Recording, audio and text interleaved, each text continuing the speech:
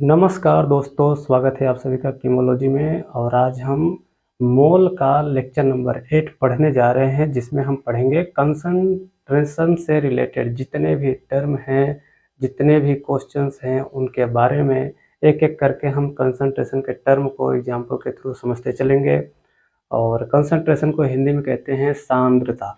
जो भी हिंदी मीडियम वाले स्टूडेंट हैं वो भी इन सब चीज़ों को देखें और समझें, सांद्रता के बारे में कैसे कैसे बातें की जा रही हैं मोल से रिलेटेड। और ये बहुत इंपॉर्टेंट टॉपिक्स है, यहाँ से प्रैक्टिकल में और बोर्ड के एग्जाम के क्वेश्चंस में ये पूछे जाते हैं। 1 नंबर 2 नंबर इस तरह के क्वेश्चन इससे आते हैं। अभी सीबीएसई बोर्ड के हाल ही में कुछ क्वेश्चंस आए हैं जो 3-3 नंबर वाले क्वेश्चंस में पूछे गए थे। तो आप इसको अच्छे से समझिए। और इसको समझने से पहले हम देखेंगे कि सॉल्यूशन, क्योंकि यहाँ जो भी कंसंट्रेशन की बात की जाएगी वो सॉल्यूशन, सॉल्यूट और सॉल्वेंट से रिलेटेड होगा। तो यहाँ पर हमें ये चीज़ें आनी चाहिए। सॉल्यूशन क्या होता है, जिसको हम विलयन कहते हैं हिंदी में। सॉल्यूशन क्या होता है? जब सॉल्यूट और सॉल्वेंट आपस में मिल जाते हैं तो बन जाता है सॉल्यूशन। सॉल्यूशन एक तरह का मिक्सचर ही होता है, ठीक। तो सॉल्यूशन क्या होता है? जब सॉल्यूट और सॉल्वेंट आपस में परस्पर मिल जाते हैं तो उसे हम सॉल्यूशन कहते हैं। यहाँ से बात आती है, तो सॉल्यूट क्या है और सॉल्वेंट क्या है? सॉल्यूट क्या है? जो बहुत कम मात्रा में हो, जो बहुत लेस क्वांटिटी में हो, उसे हम क्या कहेंगे? सॉल्यूट। या फिर दूसरा पार्ट है इसका कि जो घुल जाए, जो किसी के अंदर घुल जाए, उसे हम क्या कह देंगे? सॉल्यूट कह देंगे, ठीक। सॉल्वेंट क्या हो जाएगा? बिल्कुल इसके अपोजिट। अगर ये कम है तो जाहिर सी बात है ये ज़्यादा हो जाएगा, क्योंकि दोनों से मिल करके ही सॉल्यूशन बन रहा है, ठीक। तो यहाँ पर ये लेस क्वांटिटी में है तो यहाँ क्या हो जाएगा? ये ज़्यादा क्वांटिटी में हो जाएगा, ठीक। और दूसरी बात की जो अपने अंदर किसी को घोल ले, एक तो है घुलने वाला, तो घुलने वाला ये है सॉल्यूट। और जो घोलने वाला है, जो अपने अंदर डिजॉल्व कर रहा है, उससे हम क्या कहेंगे? सॉल्वेंट कह देंगे, ठीक। एग्जाम्पल से समझें इस बात को। तो सभी ने शरबत तो पिया होगा, चीनी, चीनी मतलब शुगर, ठीक। चीनी को डिजॉल्व कर दिया जाता है किसके अंदर? पानी के अंदर, जल के अंदर, ठीक। मान लेते हैं ये 10 ग्राम हमने चीनी ले लिया और आधा लीटर मतलब 500 ml हमने पानी ले लिया, ठीक। तो इससे हमें क्या मिल जाएगा? शरबत मिल जाएगा, शरबत मिल जाएगा, ठीक। और यह शरबत को हम क्या बोल देंगे? सॉल्यूशन बोल देंगे। समझ में आई बात? यहाँ पर ये क्या है? लेस क्वांटिटी में है, ये क्या है? मोर क्वांटिटी में है। तो यहाँ से ये क्या हो जाएगा? ये हो जाएगा सॉल्यूट। और पानी क्या हो जाएगा? सॉल्वेंट हो जाएगा, ठीक है। इतनी बात आपको समझ में आई। अब इससे रिलेटेड जो भी टर्म है उनको हम देखेंगे एक एक करके एग्जाम्पल्स के साथ, ठीक। तो कंसंट्रेशन में सबसे पहला जो टर्म आता है उसको हम देखें सिंपली लैंग्वेज में कि मास बाई मास परसेंट कह करके ये क्वेश्चन पूछा जाता है। इसमें 2 सब्सटेंस लिए जाते हैं जिनमें दोनों का हम अमाउंट मास में ही कंसीडर करते हैं और उसके बाद कंसंट्रेशन की बात करते हैं। तो मास बाई मास परसेंट या फिर इसको हम मास परसेंट भी कहते हैं, ठीक।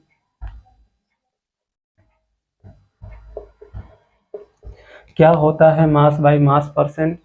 तो मास बाई मास परसेंट, देखिए एक ट्रिक हम आपको बता दें, उसको आपको हमेशा याद रखना है। इस बात को कंसंट्रेशन टर्म के लिए इस बात को आपको हमेशा ध्यान में रखना है कि जब भी कंसंट्रेशन टर्म आएगा तो उसमें हम बात करेंगे सॉल्यूट की, क्योंकि यहाँ जो कंसंट्रेशन है ये कंसंट्रेशन डायरेक्टली प्रोपोर्शनल होता है। ये कंसंट्रेशन डायरेक्टली प्रोपोर्शनल होता है सॉल्यूट के। तो जो भी कंसंट्रेशन आएगा वो किसके वजह से आएगा? सॉल्यूट की वजह से आएगा।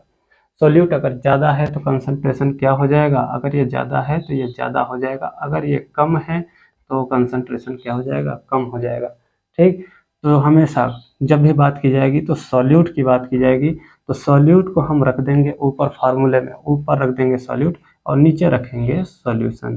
क्यों? क्योंकि सॉल्यूट किसके अंदर बात किया जाएगा? ये अभी हमने सॉल्यूशन के बारे में बताया। तो सॉल्यूशन किससे बनता है? सॉल्यूट प्लस सॉल्वेंट दोनों को मिला करके सॉल्यूशन बन जाता है। तो सॉल्यूशन में सॉल्यूट कितना है वही ये कंसंट्रेशन बताएगा। सॉल्यूशन के अंदर सॉल्यूट कितना है वो कौन बताएगा, कंसंट्रेशन बताएगा। तो ये आपको ट्रिक में रखना है। बस एक जगह आपको थोड़ा सा अलग मिल जाएगा जिसका नाम है मोलैलिटी। मोलैलिटी में ऊपर तो सॉल्यूट ही मिलेगा लेकिन नीचे सॉल्वेंट मिल जाएगा। ठीक, तो बस यहीं पर एक थोड़ा सा डिफरेंट है, बाकी हर जगह आपको यही मिलेंगे। फार्मूला बहुत जल्दी याद हो जाएगा अगर ये चीज़ आपको याद होती है तो मास बाई मास परसेंट या फिर मास परसेंट क्या होता है, हम इसकी बात करें।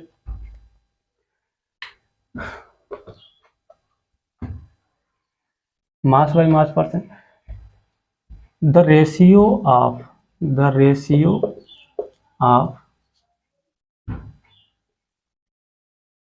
mass of solute and mass of solution। Ratio हम अगर निकाल लें मास ऑफ सॉल्यूट और मास ऑफ सॉल्यूशन का, ठीक, तो उसे ही हम क्या कह देंगे, मास परसेंट कह देंगे। परसेंट का मतलब होता है पर 100, पर सेंट मतलब 100, सेंट का मतलब 100। ठीक, तो पर 100 की बात करते हैं। उस 100 में से 100 अगर मास है तो मास में हम क्या लेंगे, ग्राम। यूनिट क्या लेंगे, ग्राम। तो ग्राम, 100 ग्राम में से सॉल्यूट कितना है इस सॉल्यूशन के अंदर, वही हमारा क्या हो जाता है, मास परसेंट हो जाता है। फार्मूला क्या हो जाएगा इसका, तो फार्मूला आपका हो जाएगा मास परसेंट बराबर mass of solute divide by mass of solution. Percent की बात किया है तो यहाँ हम मल्टीप्लाई कर देंगे 100 से। ये आपका क्या हो गया, फार्मूला हो गया। आपको फार्मूला याद होना चाहिए क्योंकि सारे न्यूमेरिकल्स इन्हीं सब फार्मूले पे लगेंगे।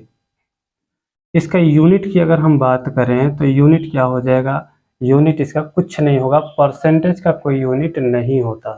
ठीक है, परसेंटेज का कोई यूनिट नहीं होता। और वैसे भी यहाँ देखें तो यहाँ ग्राम हो जाएगा, यहाँ ग्राम हो जाएगा, दोनों ग्राम डिवाइड हो रहे हैं, दोनों आपस में कट जाएंगे, मतलब खत्म हो जाएगा, जीरो हो जाएगा। उसका कोई जीरो नहीं, सॉरी, जीरो कभी नहीं होता, डिवाइड अगर होता है तो 1 आ जाता है आंसर, तो वो कांस्टेंट हो जाएगा। तो हम उसकी बात नेगलेक्ट कर देते हैं। परसेंटेज में इसका कोई यूनिट नहीं होता तो इसका यूनिट हो जाएगा यूनिट लेस, मतलब इसका कोई यूनिट नहीं होता, इसका कोई यूनिट नहीं होता। कुछ अलग आवाज़ें आपको आ रही होंगी तो उस पर आप ध्यान ना दें। कुछ लोग अपनी रोजगार चलाने के लिए भी काम करते रहते हैं, तो ऐसे भी लोग। तो यूनिटलेस, इसका कोई यूनिट नहीं है। और ये होता है मास परसेंट। इससे रिलेटेड एक हम क्वेश्चन देख लें, एक न्यूमेरिकल इससे रिलेटेड। आपको फार्मूला याद होना चाहिए, फार्मूला हमेशा याद रखें। क्वेश्चन है 10 gram of solute present in 100 gram of solution, what is the mass percent of solution। ये एक क्वेश्चन है और ये क्वेश्चन यूपी बोर्ड में पूछा भी गया है। ठीक, तो इसको हम सॉल्व करके देखते हैं। एग्जैक्ट यही क्वेश्चन नहीं पूछा गया है, इस तरह का क्वेश्चन पूछा गया है। तो यहाँ सबसे पहले जैसा कि हम सॉल्व करते हैं, जिससे हमारा फार्मूला भी पता चलता रहता है कि गिवन में क्या क्या दिया है। तो मास ऑफ सॉल्यूट दिया हुआ है, मास ऑफ सॉल्यूट दिया हुआ है 10 ग्राम। ठीक, मास ऑफ सॉल्यूशन दिया हुआ है, मास ऑफ सॉल्यूशन दिया हुआ है कितना, 100 ग्राम। ठीक, पूछा क्या है, मास परसेंट पूछा है। फाइंड करने के लिए क्या दिया हुआ है, मास परसेंट फाइंड करने के लिए दिया हुआ है, तो m परसेंट इसको हम मान लेते हैं, let be m percent is mass percent. ठीक, हमें पता है, क्या पता है, हमें पता है फार्मूला, वी नो दैट कि मास परसेंट का फार्मूला एक होता है जो अभी सर ने बताया था, क्या बताया था कि mass of solute divide by mass of solution into 100। ठीक, बस हमें क्या करना है, यहाँ कुछ करने की जरूरत ही नहीं है, सीधे सीधे इसका वैल्यू, इसके जगह पर इसका वैल्यू रख दो, आपका आंसर आ जाएगा। तो मास परसेंट को हमने m परसेंट मान रखा, m परसेंट हो गया, और मास ऑफ सॉल्यूट कितना है 10 ग्राम, तो हमने 10 ग्राम रख दिया।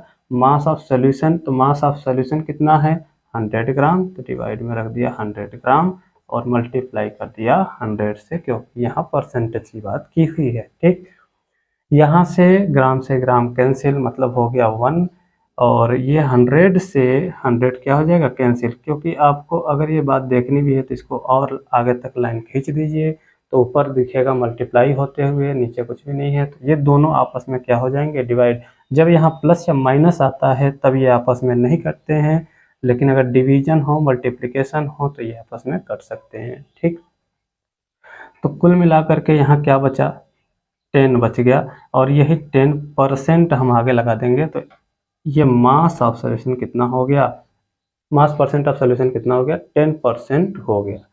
ठीक, तो इस तरह से आपके क्वेश्चंस आते हैं, ये आपका आंसर रहा। इस तरह के क्वेश्चंस आते हैं, बहुत आसान आसान क्वेश्चंस आते हैं। ठीक, और इसको आप कर भी सकते हैं, इसमें आपको कोई भी दिक्कत नहीं होगी।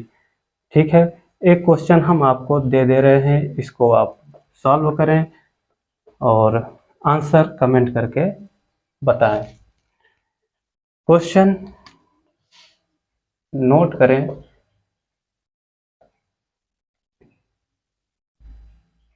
$15 gram of salt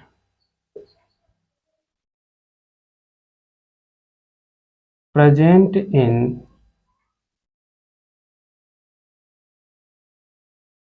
250 gram of water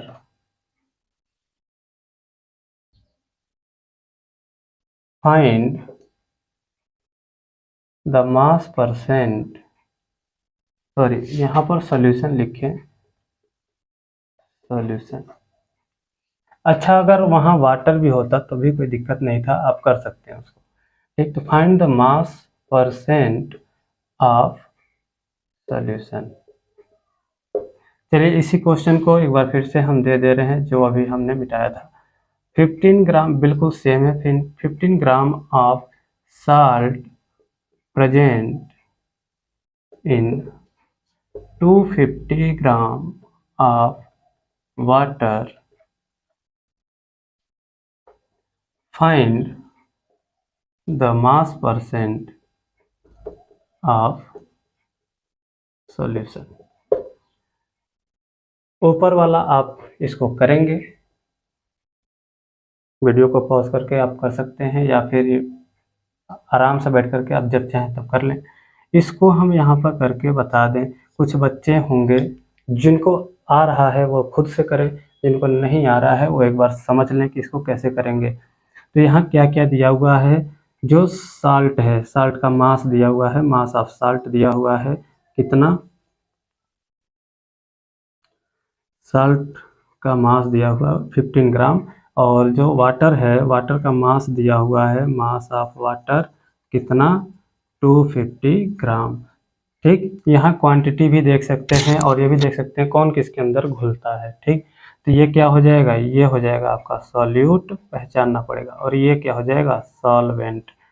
तो यहाँ से ये बात पता चल गई आपको, ये सॉल्यूट है और ये सॉल्वेंट है। तो यहाँ से पहले बताइए कि मास ऑफ सॉल्यूशन क्या आप नहीं निकाल सकते, बिल्कुल निकाल सकते हैं, क्योंकि सॉल्यूट प्लस सॉल्वेंट ही तो मिल करके सॉल्यूशन बनता है। तो हमने क्या कर लिया, सॉल्यूट प्लस सॉल्वेंट, ये हमने दोनों का मास कंसीडर कर लिया, जोड़ लिया। तो सॉल्यूट है 15 और सॉल्वेंट है 250। टोटल कितने हो जाएंगे?